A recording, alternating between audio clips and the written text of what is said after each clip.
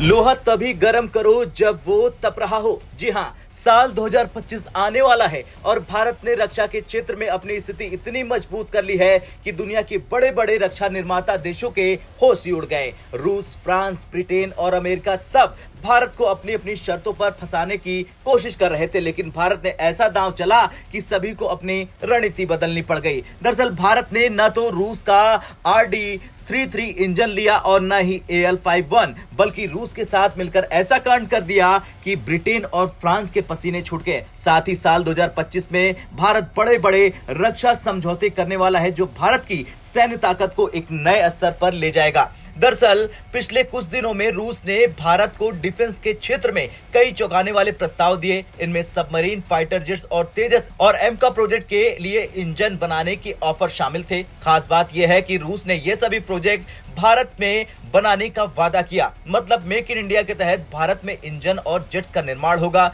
रूस का यह कदम न केवल भारत को लुभाने की कोशिश के लिए था, बल्कि अमेरिका, फ्रांस और ब्रिटेन पर दबाव बनाने का हिस्सा भी था। जब जो बाइडेन सत्ता में आए तो कोविड महामारी और रूस यूक्रेन युद्ध के कारण उनके 4 साल के कार्यकाल में भारत और अमेरिका के बीच कोई बड़ा रक्षा समझौता नहीं हो सका। अब जनवरी 2025 में डोनाल्ड ट्रंप सत्ता में बैठने वाले हैं। भारत जानता है कि ट्रंप का झुकाव भारत के प्रति अधिक है और इसी वजह से तेजस MK2 प्रोजेक्ट के लिए GE इंजन का समझौता तेज गति से आगे बढ़ रहा। जब रूस ने भारत को RD-33 और AL-51 और जैसे इंजन और फाइटर जेट्स का प्रस्ताव दिया तो इसका असर सीधा अमेरिका, फ्रांस और ब्रिटेन पर पड़ा।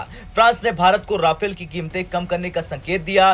ब्रिटेन ने अपने टेम्पेस्ट प्रोजेक्ट में भारत को शामिल करने की कोशिश की। अमेरिका ने तेजस MK2 प्रोजेक्ट में GE इंजन के लिए अपनी तकनीक को साझा करने का प्रस्ताव दिया। ये सब इसलिए हुआ क्योंकि रूस ने भारत को नो नॉनसेंस डील देने की रणनीति अपनाई। भारत ने रूस के RD-33 और AL-51 इंजन को सीधे तौर पर नहीं लिया, बल्कि रूस को टेक्नोलॉजी ट्रांसफर और मेक इन इंडिया के तहत काम करने की शर्त रखी।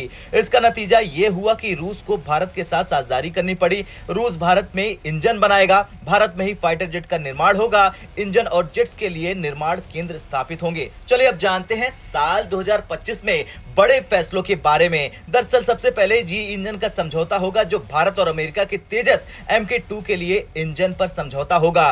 फिर एमका प्रोजेक्ट की बात होगी जिसके तहत भारत 5वीं पीढ़ी के लड़ाकू विमान बनाने की प्रक्रिया तेज करेगा। रूस के साथ गहरी साझेदारी की बात करें तो भारत और रूस संयुक्त रूप से फाइटर जेट्स और सबमरीन प्रोजेक्ट पर काम शुरू करेंगे। भारत अपने स्वदेशी रक्षा उपकरणों को निर्यात करना शुरू करेगा। वैसे कुछ भी हो, कहीं ना कहीं ये पश्चिमी देशों के लिए झटका है, क्योंकि जब रूस ने भारत के साथ इतने उदारवादी प्रस्ताव रखे तो अमेरिका, फ्रांस और ब्रिटेन को भारत के साथ अपनी रणनीति बदलनी पड़ गई। अमेरिका ने GE इंजन का समझौता तुरंत आगे बढ़ाया, फ्रांस ने राफेल की कीमतें कम कर दी, ब्रिटेन ने भारत को टेम्पेस्ट प्रोजेक्ट में शामिल करने की कोशिश भी कर डाली, लेकिन भारत ने यह साफ कर दिया कि वो केवल उन्हीं के साथ समझौता करेगा जो टेक्नोलॉजी ट्रांसफर यानी TOT और मेक इन इंडिया के तहत काम करेंगे।